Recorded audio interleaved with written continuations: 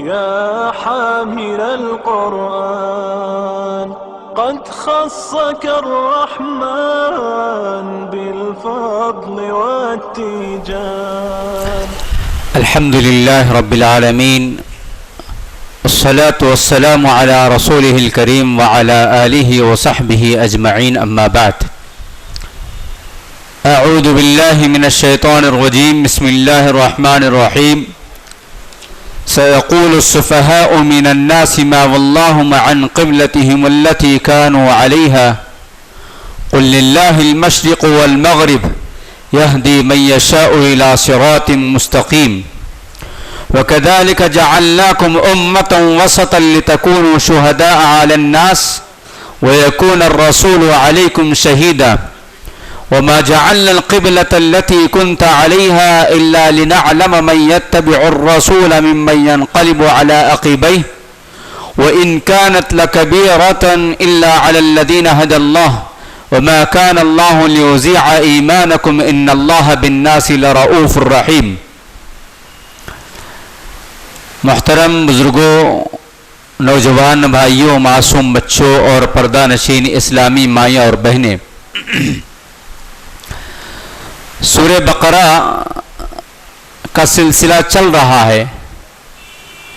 جیسا کہ آپ کے سامنے بتایا گیا کہ سورہ بقرہ قرآن مجید کی سب سے بڑی سورت ہے، جس میں 286 آیات ہیں، 286 آیات ہیں. اور آج دوسرا پارہ اسی سورت کی دوسری کڑی کے طور پر ہم آپ کے سامنے پیش کر رہے ہیں. سورہ بقرہ کے بارے میں امام ابن کثیر رحمۃ اللہ علیہ نے یہاں تک بیان فرمایا ہے کہ سورہ بقرہ میں 1000 خبریں یعنی 1000 نیوز پائے جاتے ہیں. 1000 احکامات سورہ بقرہ میں ہیں. 1000 منہیات یعنی وہ کام جس کو کرنے سے منع کیا گیا ہے، اس طرح 1000 منہیات اس کے اندر پائے جاتے ہیں. ایک سورہ ہے، 1000 خبریں ہیں، 1000 احکامات ہیں اور 1000 منہیات ہیں. اب آپ بتائیں کہ 25 سے 30 منٹ کے اندر اس سورے کا نچوڑ یا سورے کے اہم نکات پر کیسے گفتگو کی جا سکتی ہے؟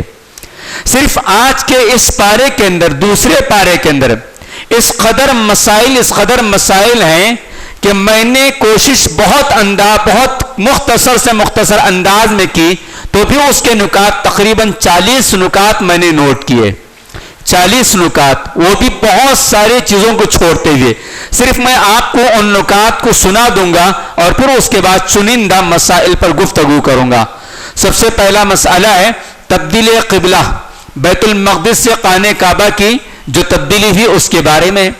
دوسرا مسئلہ، دوسری جو بات ہے، امت محمدیہ صلی اللہ علیہ وسلم کا مقام بتایا گیا، اس کی ذمہ داریاں بتائی گئی، اور اس امت کا ذکر جو ہے، یہ امت کیونکہ درمیانی امت ہے اور اس امت کی ایک صفت یہ بتائی گئی کہ یہ وَكَذَلِكَ جَعَلْنَاكُمْ أُمَّةً وَسَطًا یعنی درمیانی والی امت.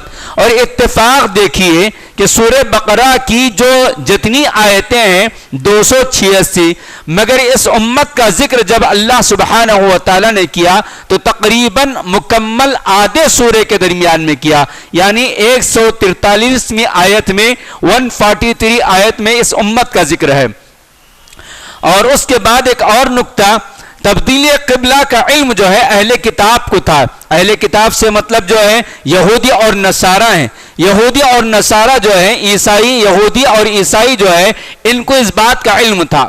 اور یہ دونوں قومیں ایسی تھی کہ دونوں بھی جو ہے ایک قبلے پر متفق نہیں تھے، تو کیسے ہمارا جو قبلہ متعین کیا گیا ہے اس قبلے پر یہ لوگ کیسے متفق ہو سکتے ہیں؟ نمبر 4، اہل کتاب یعنی اہل کتاب نبی صلی اللہ علیہ وسلم کو اپنے بچوں سے بھی زیادہ اور اچھے انداز میں پہچانتے تھے. جس طرح ایک باپ اپنے بیٹے کو، اپنی بیٹی کو، اپنی اولاد کو پہچان پاتا ہے چاہے وہ کئی سالوں کے بعد ملاقات ہو جائے، وہ اسی طرح اہل کتاب پیارے نبی محمد صلی اللہ علیہ وسلم کو جانتے تھے. पांचवी बात, सारी उम्मत के लिए क़िबला एक ही मुतय्यन किया गया कि दुनिया के किसी भी हिस्से में रहे लेकिन क़िबला तुम सबके लिए एक ही है। दीन पर अमल करने पर एतराज़ात आते रहेंगे, लोग जो है हमें ताना देते रहेंगे, उसके बावजूद हमें सिर्फ हुक्म इलाही बजा लाते हुए दीन पर अमल करना चाहिए और दीन पर अमल करने के मामले में किसी से नहीं डरना चाहिए और डर भी किस बात का, सिर्फ अल्लाह ही से डरना चाहिए। नंबर 7, इस पारे के अंदर आयत नंबर 151 के अंदर नबी अलैहिस्सलातु वस्सलाम का जिक्र किया गया, आप सल्लल्लाहु अलैहि वसल्लम के औसाफ बताए गए, आप सल्लल्लाहु अलैहि वसल्लम के जो काम करने के हैं उन कामों का तस्करा किया गया। नंबर 8, जिक्र इलाही और शुक्र इलाही के फवाइद और अहकामात बताए गए। नंबर 9, इस्तिआनत बजरिए नमाज और सब्र, यानी अल्लाह तबारक व तआला की मदद कैसे मांगना चाहिए, क्यों मांगना चाहिए, मदद मांगने के क्या ज़राए हैं, नमाज और सब्र को बताया गया। नंबर 10, दुनिया के अंदर दुनियावी आजमाइशें मुख्तलिफ तरीकों से आते रहेंगे लेकिन एक मोमिन जो है उन आजमाइशों के मौके पर कैसे ईमान पर साबित कदम होता है और अल्लाह का शुक्रगुजार बंदा रहता है, उसका तस्करा किया गया। नंबर 11, कितमाने दीन व इल्म, यानी दीन को और दीन के इल्म को छुपाना ये बहुत बड़ा गुनाह है, इसकी वईद बताई गई और उसके बाद की आयतों में उसका इलाज भी बताया गया। उसका इलाज यह है कि फिर से जो कुछ भी छुपाया गया था उसके ऊपर उसको वाज़ेह किया जाए और तौबा किया जाए और अपनी इस्लाह करें और दावत का काम शुरू करें। कुफ्र और अहले कुफ्र का मकाम बद और उन पर वईदें बताई गई हैं। तारुफ इलाही, यानी अल्लाह सुब्हानहू व तआला की तारीफ और अल्लाह तबारक व तआला के सिफात और उसके औसाफ बताए गए कि अल्लाह कौन है, अल्लाह के क्या क्या सिफात हैं, अल्लाह तबारक व तआला कैसे कैसे आमाल अल्लाह तबारक व तआला कायनात को बनाने के लिए किए, उन सारी चीज़ों का जिक्र करते हुए इस बात को पेश किया गया कि इन तमाम चीज़ों के बावजूद भी गैरुल्लाह को मानने वालों की मोहब्बतें अल्लाह तबारक व तआला से मोहब्बत नहीं होती है बल्कि गैरुल्लाह से मोहब्बत करते हैं, जबकि अहले ईमान अल्लाह ही से मोहब्बत करते हैं। और उसके बाद एक और बात बताई गई कि जब पीर लोग अपने मुरीदों से मुंह मोड़ लेंगे तो मुरीदीन जो है वो ऐसे अपने पीरों से नाराज हो जाएंगे और इस बात की ख्वाहिश करेंगे काश दुनिया में फिर से एक मर्तबा हमें भेजा जाए और हम इन पीरों से जो है अपनी बराअत का इजहार करें और नेक आमाल कर कर आए, मगर ऐसा हो नहीं सकता। नंबर 15, अक्ल हलाल की तालीम और शैतान की पैरवी से मना किया गया, यानी हलाल रोजी रोटी खाने और हलाल चीजों की तालीम दी गई है। नंबर 16, शैतान की इत्तिबा से क्यों बचना चाहिए उसकी तफसीलात बताई गई है। नंबर 17, आबा व अजदाद की पैरवी और उसके क्या क्या नुकसानात हैं, यानी हम जो बाप दादा की पैरवी करते हैं उसके क्या क्या नुकसानात हैं उसको वाज़ेह किया गया है। उसके बाद काफिरों की मिसाल दी गई है। और नंबर 19, हराम अशिया का तस्करा किया गया है कि कौन कौन सी चीजें हराम है। इसी तरह ये आयत, इस तरह की आयत करीमा सूरह माइदा, सूरह अनआम, सूरह नहल के अंदर भी ये आयतें पाई जाती हैं। नंबर 20, दीन के बदले में दुनिया खरीदने वाले हकीकत में वो अपने पेट में जहन्नम की आग भर रहे हैं, हकीकत में वो जहन्नम की आग भर रहे हैं। उसके बाद एक अहम तरीन आयत करीमा इस सूरत की जिक्र की जाती है, वो है ये भी नेकिया है, यानी नेकियों का हम जो तसव्वुर कर बैठे हैं, नमाज वगैरह पढ़ लेने को हम जो नेकी तसव्वुर करते हैं उसको हट कर जो है उसके साथ साथ दूसरी बहुत सारी नेकियों का जिक्र किया गया। इंशाअल्लाह उस पर मैं तफसीली गुफ्तगू करूंगा। उसके बाद इस्लामी सजाएं हकीकत में इंसानी जिंदगी के बका का जरिया है। इस्लाम के अंदर जो सजाएं दी जा रही हैं ये सजाएं इंसानियत के बका के लिए जरूरी है। और उसके बाद जो है नंबर 23, हुक्म मीरास, यानी तरका कैसे तकसीम करना चाहिए, कब करना चाहिए, उसकी तफसीलात इस पारे के अंदर मुख्तसर से है, मगर सूरह निसा की आयत 11 और 12 के अंदर बड़ी तफसील मौजूद है। उसके बाद नंबर 24, तारीख सियाम, यानी रोजा कब से शुरू हुआ, रोजे की जो تاریخ ہے, کیا اسی امت میں روزہ شروع کیا گیا یا اس سے پہلے کی امتیں بھی روزہ رکھا کرتی تھی, اس کا تذکرہ ہے. روزے کا حکم ہے, روزہ کیوں رکھنا چاہیے, اور روزے کے مسائل ہیں مسافر آدمی کے لیے, بیمار آدمی کے لیے, اور دودھ پلانے والی خاتون کے لیے, حاملہ خاتون کے لیے, بوڑھوں کے لیے, ان تمام کے مسائل, روزے کے مسائل اس کے اندر موجود ہے. اس کے بعد رمضان اور روزوں کے درمیان اچانک ایک اور مسئلہ پیش کیا گیا, وہ مسئلہ ہے دعا کا مسئلہ, کیونکہ رمضان کا تعلق, رمضان سے دعا کا بہت گہرا تعلق ہے. تو دعا کے بارے میں بھی ایک بات یہ بتائی گئی کہ دعا اللہ ہی سے مانگنا چاہیے اور اللہ ہی دعاؤں کا قبول کرنے والا ہے. اس کے بعد نمبر 26, ناجائز طریقے سے لوگوں کا مال کھانا حرام ہے. ناجائز طریقے سے لوگوں کا مال کھانا حرام ہے. یہاں تک انشاءاللہ اس پر بھی میں تفصیلی گفتگو کروں گا. پھر اس کے بعد دفاع, یعنی اپنے اوپر ہونے والے مظالم پر جہاد کا حکم اللہ تبارک و تعالی نے دیتے ہوئے فرمایا کہ تم دفاع کرنا چاہیے, اور دفاع کے اندر بھی جو ہے اللہ تبارک و تعالی کے احکامات کو سامنے رکھنا چاہیے. جب تک جنگ ہو رہی ہے, جہاد ہو رہا ہے, میدان میں دشمن ہے, تم دشمن کا مقابلہ کرو, دشمن کے مقابلے سے پیچھے نہیں ہٹنا. جیسے ہی دشمن ہتھیار ڈال دیا اور جنگ کو ختم کر دیا تو پھر سے ہمیں بھی واپس لوٹ آنا چاہیے. مختلف اس کے مسائل ہیں. نمبر 28, مسائل حج کا ذکر ہے. آیت نمبر 196 سے لے کر 203 تک حج کے مسائل, عمرے کے مسائل, طواف کے مسائل, وہ تمام مسائل کا ذکر کیا گیا ہے. نمبر 19, اسلام 29, اسلام میں مکمل طور پر داخل ہونے کا حکم دیا گیا ہے کہ بعض چیزوں پر اسلام پر عمل کر لیں اور بعض کو چھوڑ دیں, ایسا نہیں ہو سکتا ہے. نمبر 30, ابتدا میں سارے لوگ ایک ہی دین اسلام پر تھے. حضرت آدم علیہ السلام زمین پر آنے کے بعد سارے کی ساری انسانیت ایک ہی دین اسلام پر قائم اور دائم تھے, لیکن آہستہ آہستہ جو ہے ان کے اندر اختلاف پیدا ہوتا گیا اور مختلف مذاہب اور مختلف طریقے ان کے اندر ایجاد پائے گئے. نمبر 31, بعد از ایمان آزمائشیں ضروری ہیں. ایمان لانے والوں کے لیے آزمائش ضروری ہے, بغیر آزمائش کے کسی کا بھی ایمان مکمل نہیں ہوتا ہے. یہ اور بات ہے کہ آزمائش کس کو کتنی دینی ہے وہ اللہ بہتر جانتے ہیں. انبیاء کو سب سے زیادہ آزمائشیں, ان کے پیروکار یعنی صحابہ کو آزمائشیں, اس کے بعد ہر ایمان والے کو اس کے ایمان کے مطابق آزمایا جاتا ہے, اور جب وہ آزمائش کے اندر کھرا اترتا ہے تو وہ کامیاب ہو جاتا ہے. یہ اللہ تبارک و تعالیٰ کی سنت ہے. انفاق کے حقدار اولین کون ہے, یعنی ہم جو خرچ کرتے ہیں اس کے سب سے زیادہ حقدار کون ہے؟ ہمارے والدین, ہمارے یتیم بچے, ہمارے فقراء, ہمارے مساکین, ہمارے رشتہ دار, عزیز و اقارب. ان کی ایک لسٹ, ان کی ایک فہرست بتائی گئی کہ یہ تمہارے قرض کے سب سے زیادہ حقدار ہے.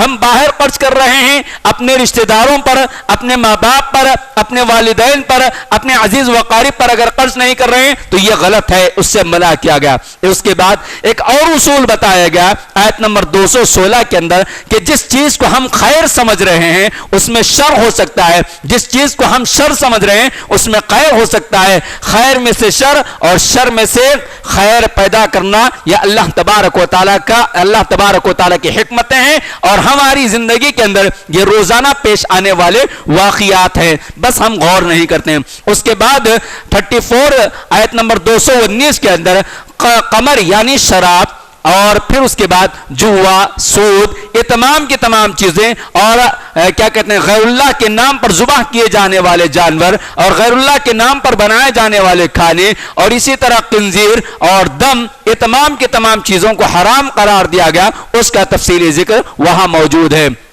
نمبر 35, یتام جو ہیں ان کے حقوق, یعنی یتیم جو بچے ہیں ان کے حقوق کا تذکرہ کیا گیا ہے. دیکھیں کس قدر پیارا دین ہے کہ کسی مسئلے کو نہیں چھوڑا گیا ہے. سماج کے اندر جتنے طبقات ہیں ان تمام طبقات کے حقوق کو اسلام نے محفوظ رکھا ہے. یتیم بچے کا مال اگر تم جو ہے کاروبار میں لگاتے ہیں اور اگر تمہارا رشتہ یتیم کے ساتھ ہے تو اس وقت کیا معاملہ ہوگا؟ تمہارا کوئی رشتہ نہیں ہے لیکن یتیم کے مال کی تم حفاظت کر رہے ہو تو تم کو کتنا کھانا جائز ہے اور کس قدر کھانا، اور یتیم کے مال کے تم کب تک حفاظت کرو گے، ان تمام چیزوں کی تفصیلات یہاں موجود ہے۔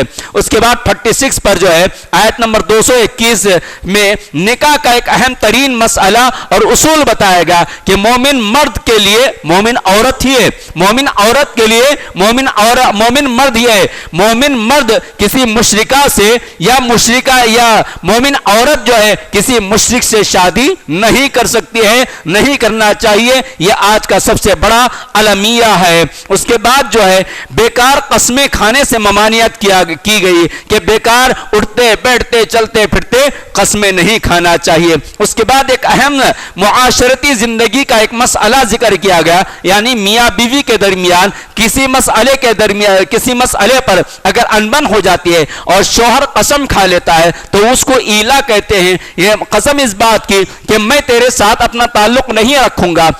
تعلق نہیں رکھوں گا کا مطلب طلاق یا خلا کی بات نہیں، بلکہ دوسرے جو معاشرتی مسائل ہیں ازدواجی زندگی کے، اس سے تعلق ختم کرنے کے لیے اگر شوہر قسم کھاتا ہے تو اس کو ایلا کہتے ہیں۔ تو وہ کتنی مدت تک کھا سکتا ہے اور اس قسم کا کیا کفارہ ہے، اس کی تمام تفصیلات یہاں موجود ہیں۔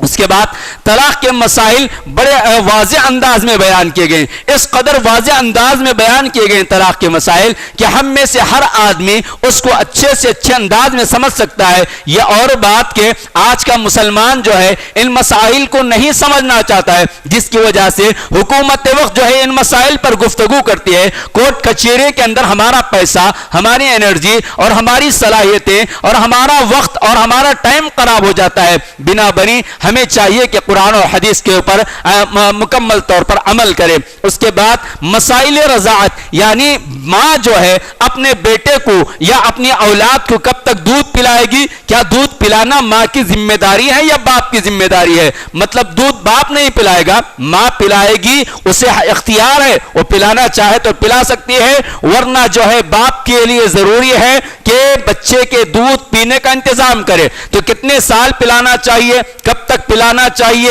اور ماں کو اگر مزدوری مانگ رہی ہے، ماں اگر پیسہ مانگ رہی ہے تو شوہر کے لیے، باپ کے لیے ضروری ہے کہ اسے وہ پیسہ بھی دے۔ ان تمام مسائل پر گفتگو کی گئی ہے۔ آخر میں قصہ ہے طالوت اور جالوت کا قصہ بیان کیا گیا ہے۔ طالوت جو ایک نیک آدمی تھا، جالوت جو ہے ایک ظالم بادشاہ تھا، اور طالوت اور جالوت کے ماننے والوں کے درمیان جو جنگ ہوئی اس کا واقعہ یہاں بیان کیا گیا ہے۔ بہرکیف اس کے علاوہ بھی اور بھی بہت ساری باتیں ہیں، مگر میں نے بہت کھینچتان کرتے ہوئے چند ہی چیزوں کا ذکر آپ کے سامنے کرنے کے لیے نکات کی شکل میں نوٹ کر لایا۔ اب بہت کم وقت باقی رہ گیا ہے، صرف چند چیزوں پر میں اپنی گفتگو کر اپنی بات کو ختم کر دیتا ہوں۔ سب سے پہلا مسئلہ ہے تبدیل قبلہ کا مسئلہ، یعنی نبی علیہ السلام کے نبی بننے سے پہلے جو قبلہ تھا وہ بیت المقدس تھا، بیت المقدس قبلہ تھا۔ وہاں جو ہے حضرت یعقوب علیہ السلام کی اولاد نے بیت المقدس کو تعمیر کیا تھا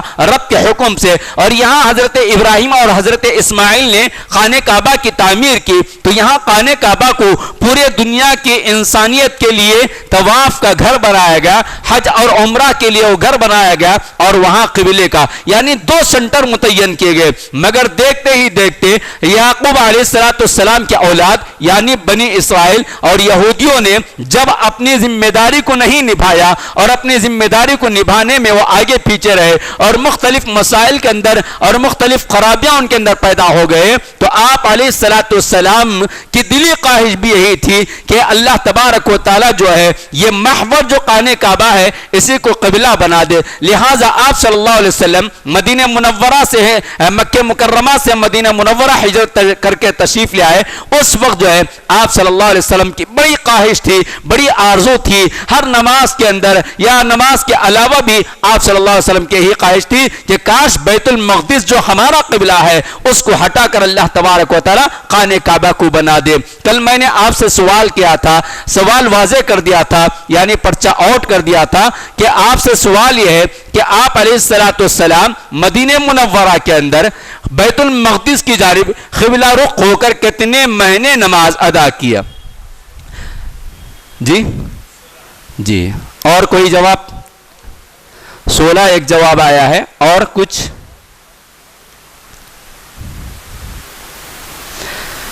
چلیے وقت بہت کم ہے 16 یا 17 مہینے احادیث کی دو روایتوں مختلف روایتوں سے یہ بات معلوم ہوتی ہے 16 یا 17 مہینوں تک آپ صلی اللہ علیہ وسلم جو ہے بیت المقدس کی جانب رخ کر کر نماز پڑھا کرتے تھے اور اس کے بعد اللہ تبارک و تعالی نے قبلہ چینج کر دیا. قبلہ چینج کرنے کے بعد یہودیوں نے چیمی گویا کی اور کہا کہ یہ کیا کہتے ہیں بیوقوف قسم کے لوگ ہیں فلاں ہیں. تو اللہ تبارک و تعالی نے نبی صلی اللہ علیہ وسلم کو تسلی دیتے ہوئے کہا کہ یہ خود جو ہے اپنے قبلے پر متفق نہیں تھے, ایک مشرق کو مانتا تھا اور ایک مغرب کو مانتا تھا, تو ہمارے اس متعین کردہ قبلے کے بارے میں بھی یہ اختلاف کریں گے. لہٰذا اس دن سے آج تک ساری دنیا کے انسانوں سے کہا گیا فولی وجہک شطر المسجد الحرام, تم جہاں کہیں بھی رہو تم جو ہے قبلہ رخ کہاں خانہ کعبہ کی طرف قبلہ کر کے تم کو نماز پڑھنا ہے. یہ حکم اس دن سے لے کر آج تک اور آج سے انشاءاللہ صبح قیامت تک باقی رہے گا. اس کے بعد جس چیز پر مجھے گفتگو کرنی ضروری ہے وہ یہ ہے امت محمدیہ کا مقام. میرے بھائیوں, میرا اور آپ کا مقام بہت اونچا, بہت بلند, بہت بڑا ہے. یہ اور بات ہے کہ ہم جو ہے غیر شعوری جو زندگی ہم گزار رہے ہیں اس کی وجہ سے ہم نے اپنا مقام نہیں سمجھا ہے. میرا اور آپ کا مقام, میری اور آپ کی حیثیت کیا ہے؟ اللہ نے کہا وَكَذَلِكَ جَعَلْنَاكُمْ أُمَّةً وَسَطًا لِتَكُونُوا شُهَدَاءَ عَلَى النَّاسِ, کہ قیامت کے دن حشر کی عدالت میں, حشر کے میدان میں اللہ تبارک و تعالی مجھے اور آپ کو بلائیں گے گواہی دینے کے لیے. کس پر گواہی؟ لوگوں پر گواہی. آپ صلی اللہ علیہ وسلم فرماتے ہیں کہ حضرت نوح علیہ السلام کی قوم سے پوچھا جائے گا اے نوح کیا تم نے تمہاری قوم کو دعوت دی یا نہیں؟ حضرت نوح کہیں گے اے اللہ آپ گواہ ہیں میں نے اپنی قوم کو دعوت دی. اور قوم سے پوچھا جائے گا تو قوم انکار کرے گی, نوح کی قوم کہے گی ہمارے پاس کوئی ڈرانے والا نہیں آیا. پھر اس کے بعد اللہ تبارک و تعالیٰ سوال کریں گے اے نوح کیا تم پر اس بات کی گواہی دینے والا کوئی ہے؟ تو اس وقت آپ اللہ تبارک و تعالیٰ امت محمدیہ کو لے آئے گا. حضرت نوح کہیں گے کہ ہاں محمد کی امت مجھ پر گواہی دے گی کہ میں نے میری قوم کو دعوت دی تھی. جبکہ حضرت نوح علیہ السلام کا دور اور ہمارے دور کے درمیان کس قدر ہزاروں سالوں کا فرق ہو چکا ہے, اس کے باوجود ہم گواہی دیں گے. کیسے گواہی دیں گے؟ قرآن کریم کے اندر حضرت نوح کا تفصیلی گفتگو, تفصیلی ان کی دعوت کی زندگی موجود ہے, وہ ہم پڑھے ہوئے رہیں گے اور پڑھنا چاہیے ہم, تبھی جا کر ہم گواہی دے سکتے ہیں. نبی علیہ السلام تمام انبیاء پر اور ہم جو ہے لوگوں پر گواہی دینے والے بنا کر اٹھائے جائیں گے. ہم آئے سب سے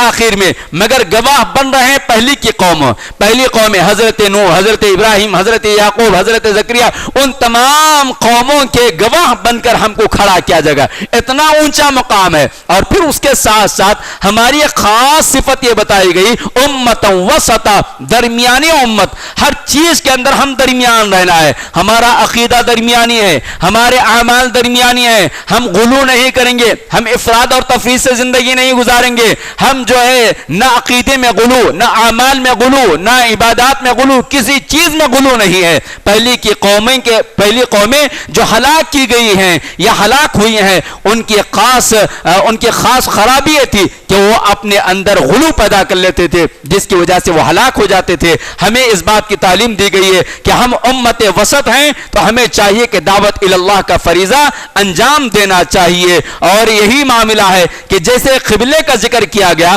اس کے بعد ہماری اپنی امت کا ذکر کیا جا رہا ہے. قبلہ آپ دیکھ لیجئے پوری دنیا کے بالکل درمیان میں وہ موجود ہے. خانہ کعبہ جو ہے پوری زمین کا بالکل درمیانی حصہ موجود ہے. اور اس کے بعد ہماری اپنی خصوصیت ذکر کی جا رہی ہے امتا وسطا. تو ہماری بھی تاریخ اگر دیکھ لیتے ہیں تو تمام انبیاء علیہ السلام کے درمیان جو ہے ہماری تاریخ بھی بالکل درمیان میں موجود رہے گی. اس کے بعد دین پر عمل کرنا چاہیے. عمل کرنے میں کسی طرح کی کسی بھی قسم کے اعتراضات آئے, تانے آئے, تشنیاں آئے, گالی آئے, لڑائی جھگڑا کچھ بھی ہو جائے, پھر بھی ہم کو دین پر عمل کرنا چاہیے. بہت سارے نوجوان کہتے ہیں میں داڑھی چھوڑنا چاہتا ہوں, گھر میں منع کر دیتے ہیں. میں جہیز لینا نہیں چاہتا ہوں, گھر میں منع کر دیتے ہیں. میں نماز پڑھنا چاہتا ہوں, گھر میں منع کر دیتے ہیں. یا پھر دوست احباب جو ہے میرا مذاق اڑاتے ہیں, کالج میں مذاق اڑاتے ہیں, آفس میں مذاق اڑاتے ہیں. تو یہ تمام مذاق اڑانے والوں کو مذاق اڑانے دیجئے, آپ کا فائدہ ہے. جتنا مذاق یا جتنا آپ کو تکلیف پہنچے گی اتنا ہی ثواب آپ کو ملتا جائے گا, اتنا ہی ثواب آپ کو ملتا جائے گا. پھر اس کے بعد نبی علیہ الصلوۃ والسلام کی ایک خاص صفت بتائی گئی ہے آیت نمبر 151 کے اندر. آپ بھی اس آیت کریمہ کو پڑھیے جا کر بعد میں, اور پھر آپ کو بھی وہ بات سمجھ میں آ جائے گی کہ اللہ تبارک و تعالی نبی صلی اللہ علیہ وسلم کو کیا ذمہ داری دی تھی. نبی علیہ الصلوۃ والسلام کو اللہ تبارک و تعالی نے جو ذمہ داری دی وہ یہ کما ارسلنا فیکم رسولا منکم یتلو علیکم آیاتنا ویزکیکم ویعلمکم الکتاب والحکمہ ویعلمکم ما لم تکونوا تعلمون. یعنی نبی صلی اللہ علیہ وسلم کیا کرتے تھے, اپنے اوپر ایمان لانے والوں کو جو ہے ان کے نفس کو پاک کرتے تھے, ان کے نفس کا تزکیہ کرتے تھے اور ان کو علم سکھاتے تھے. کس چیز کا علم؟ کتاب یعنی قرآن مجید کا, حکمت یعنی حدیث رسول علیہ الصلوۃ والسلام کی تعلیم انہیں دیا کرتے تھے, اور وہ تمام چیزیں انہیں سکھاتے تھے جو وہ نہیں جانتے تھے. وہی چیزیں آج ہمارے درمیان موجود ہیں کتاب اللہ اور سنت رسول اللہ صلی اللہ علیہ وسلم کے ذریعے. تو ہماری جو امت ہے یہ امت دعوت اللہ کی امت ہے. تو ہمیں بھی یہی کام کرنا چاہیے کہ ہمیں اپنے برادران وطن کے درمیان قرآن کریم کی تلاوت اور قرآن کریم کی تعلیم کو عام کرنا چاہیے, اور ہمارے اپنے نفس کی پاکیزگی اور ان کے نفوس کی پاکیزگی کا انتظام کرنا چاہیے. اس کے بعد ذکر الہی کا جو معاملہ ہے, اللہ تبارک و تعالی نے فرمایا فذکرونی اذکرکم, تم مجھے یاد کرو میں تمہیں یاد کروں گا. سبحان اللہ, اللہ تبارک و تعالی کو ہم کتنا یاد کرتے ہیں. کسی سے بھی کہیں, کسی سے بھی سوال کر لے, کیا آج نماز پڑھے, کیا آج ذکر کرے, کیا آج صبح کی دعائیں پڑھے, کیا آج شام کی دعائیں پڑھے, آپ کتنے رکعت نماز پڑھے, آپ کیوں فلاں, تو اکثر کا جواب ہوتا ہے بھول گیا. ہمیں ایک اللہ کو یاد کرنا ہے. ایک اللہ کو یاد کرنے کے لیے ہم بھول جا رہے ہیں, اور لاکھوں کروڑوں کی تعداد میں اس قدر مخلوقات ہے, ان تمام مخلوقات میں اللہ تبارک و تعالی ہمیں یاد رکھ رہا ہے. ہر ایک کو یاد رکھ رہا ہے, مالدار کو, غریب کو, فقیر کو, عالم کو, جاہل کو, بیمار کو, اچھے کو, برے کو, بوڑھے کو, نافرمان کو, سب کو یاد رکھ رہا ہے اللہ تبارک و تعالی. ہم ایک اللہ کو یاد رکھنا, اس کی بندگی یا اس کا ذکر کرنا, ہم کہتے ہیں کہ بھول گئے, مگر اللہ ہمیں کبھی بھول نہیں ہمیں اللہ تبارک و تعالی کبھی نہیں بھلا رہا ہے. اگر اللہ بھلا دے تو پھر ہماری زندگی ختم ہو جائے گی. تو لہٰذا یہاں بتایا گیا فذکرونی اذکرکم واشکروا لی ولا تکفرون, تم میرے شکر گزار بندے بن جاؤ اور نہ شکر نہ بنو. اور اس کے بعد ایک آزمائش کے بارے میں ذکر فرمایا گیا وَلَنَبْلُوَنَّكُمْ بِشَيْءٍ مِّنَ الْخَوْفِ وَالْجُوعِ وَنَقْصٍ مِّنَ الْأَمْوَالِ وَالْأَنفُسِ وَالثَّمَرَاتِ وَبَشِّرِ الصَّابِرِينَ, کہ دنیا میں آئے ہیں تو آزمائے جائیں گے ضرور, کبھی مال سے, کبھی دولت سے, کبھی رزق کی کمی سے, کبھی اولاد کی کمی سے, کبھی دے کر آزمائے جائیں گے اور کبھی نہ دے کر آزمائے جائیں گے. مگر یہ آزمائش کے اندر خوشخبریاں ان لوگوں کے لیے ہیں جو صبر سے زندگی گزارتے ہیں, صبر کا دامن ہاتھ سے جانے نہیں دیتے. جب بھی ان پر کوئی مصیبت آتی ہے تو ان کی زبان سے کیا نکلتا ہے, قالوا انا للہ و انا الیہ راجعون, انا للہ و انا الیہ راجعون. ہم سمجھتے ہیں کہ کسی کے مرنے کی, وفات کی خبر آئے, فون آیا, کہے کہ فلاں آدمی کا انتقال ہو گیا, کہے انا للہ و انا الیہ راجعون. گویا یہ مرنے کی دعا سمجھ رہے ہیں, کسی کے مرنے کی نیوز سننے پر پڑھنے کی دعا سمجھ رہے ہیں. نہیں, اچانک لائٹ چلے جائے پڑھیں انا للہ و انا الیہ راجعون, اچانک پین کا انک ختم ہو جائے پڑھیں انا للہ و انا الیہ راجعون, اچانک پانی گلاس سے قطرہ نیچے گر جائے انا للہ و انا الیہ راجعون. اس سے ہوگا کیا, ہمارا ایمان مضبوط ہوگا, ہماری تقدیر مضبوط ہوگی, ہمیں کسی قسم کا غم لائق نہیں ہوگا. آپ آج جو ہے 1000 کمانے والے تھے, آپ 990 پر 9 روپے کمائے, 1 روپیہ کم ہو گیا, پڑھیے انا للہ و انا الیہ راجعون. آپ کو اس قدر اطمینان ہوگا کہ آپ کو کسی بھی کھوئی ہوئی چیز کا غم نہیں ہوگا. آدمی کیا ہوتا ہے, کھوئے ہوئے چیز پر غمزدہ ہو جاتا ہے. لہٰذا ہمیں ان تمام باتوں پر عمل کرنا چاہیے. اس کے بعد جو ہے اکل حلال پر توجہ دینا چاہیے. حلال روزی روٹی بہت اہم ہے، بہت اہم ہے، بہت اہم ہے. اس کے بغیر نہ ہماری عبادتیں نہ ہماری دعائیں قابل قبول ہوتی ہیں. اور اس کے ساتھ ساتھ حرام چیزوں سے بچنا چاہیے. آج پوری دنیا کے اندر دیکھ لیجئے انسان مال کما رہا ہے، حرام طریقے سے کمانے کے جتنے راستے ہیں ان تمام راستوں کو اختیار کر لیتا ہے. اور خاص طور پر ہمارے اس شہر کی ایک سب سے بڑی خرابی یہ ہے کہ ہم مثال کے طور پر میرا کوئی مسئلہ ہے، میری زمین پر کوئی قبضہ کیا ہے، میں آپ کے پاس لے آتا ہوں تو آپ کیا کرتے ہیں؟ گلی کے لیڈر کے پاس لے جاتے ہیں، گلی کے فلاں کے پاس لے جاتے ہیں. اس نیت سے لے جاتے ہیں کہ 10 لاکھ کا مال ہے، 2 لاکھ ہمیں دے دیجئے، ہم آپ کو زمین چھوڑا کر دے دیں گے. تو 2 لاکھ جو کھا رہے ہیں آپ یا 2 لاکھ جو کھلا رہے ہیں آپ رشوت کے طور پر یا کسی بھی ناحیے سے، گویا وہ حرام ہے. اس سے بچنا چاہیے. اسی طرح مقدمہ اگر آپ کے حق میں نہیں ہے پھر بھی رشوت دے کر اگر آپ مقدمہ جیت رہے ہیں وہ بھی حرام ہے. رشوت کا دینا، سود کا دینا، ناجائز طریقے سے قبضہ کرنا، بھائیوں کے بہنوں کی جائیداد پر ہڑپ لینا، ماں باپ کی جائیداد ہڑپ لینا، کسی کا بھی حق کسی بھی طریقے سے ہڑپ لینا، یتیموں کا پیسہ کھا لینا، یہ ساری کی ساری چیزیں جو ہیں حرام ہے. اس سے بچنا چاہیے. اللہ سبحانہ و تعالیٰ سے دعا کرے اللہ تبارک و تعالیٰ ہمیں قرآن مجید کو پڑھنے، سمجھنے اور اس پر عمل کرنے کی توفیق عطا فرمائے. اللہ تبارک و تعالیٰ جن نکات پر گفتگو ہم نے کی ہے اگر وہ حق ہیں تو اس پر عمل کی توفیق عطا فرمائے. اور اس میں سے جو باتیں میری زبان سے نکل چکے ہیں اللہ تبارک و تعالیٰ اگر وہ ناحق ہیں تو شیطان کی طرف سے ہیں. اللہ تبارک و تعالیٰ اس پر عمل کرنے سے ہمیں بچا لے. اللہ تبارک و تعالیٰ ہمیں تیری کتاب کو پڑھنے، سمجھنے، عمل کرنے اور دوسروں تک پہنچانے والا بنا دے. اے اللہ ہمارے اعمال کو قبول فرما لیجئے، ہماری عبادتوں کو قبول فرما لیجئے، ہمارے تراویح کو قبول فرما لیجئے، ہماری نمازوں کو قبول فرمائیے، ہمارے روزوں کو قبول فرمائیے، ہمارے افطار کو قبول فرمائیے، ہمارے زکوٰۃ کو قبول فرمائیے. اے اللہ ہم میں جو بیمار ہیں انہیں شفاء کاملہ عاجلہ عطا فرما. اے اللہ ہم میں جو کمزور ہیں ان کی کمزوریوں کو دور فرما دیجئے. اے اللہ جو حلال روزی روٹی کی تلاش میں لگے ہوئے ہیں اے اللہ انہیں حلال روزی روٹی عطا فرمائیے. اے اللہ جو حرام روزی روٹی کے اندر ملوث ہیں اے اللہ انہیں حرام سے بچا دیجئے. اے اللہ ہم سب کا حسن خاتمہ فرمائیے. اے اللہ ہماری موت سے پہلے سچی توبہ اور توبۃ النصوح عطا فرمائیے. اے اللہ ہمیں موت سے پہلے آپ کے دین پر قائم اور دائم فرما دیجئے. اے اللہ ہمارے بچوں کو نیک بنا دیجئے، ہماری ماؤں اور بہنوں کو نیک بنا دیجئے، ہمارے نوجوانوں کو نیک بنا دیجئے. اے اللہ جو غیر شادی شدہ ہیں اللہ انہیں نیک اور جائز اور پاکیزہ رشتے عطا فرمائیے. اے اللہ جو نوجوان لڑکے اور لڑکیاں بے راہ روی کا شکار ہو چکے ہیں اے اللہ انہیں صحیح سلامت پھر سے ایمان اور دین کی طرف لوٹ آنے کی توفیق عطا فرمائیے. آمین. بارک اللہ لنا ولکم فی القرآن العظیم ونفعنا وإیاکم بالآیات والذکر الحکیم انہ تعالی جواب ملک بر رؤوف رحیم.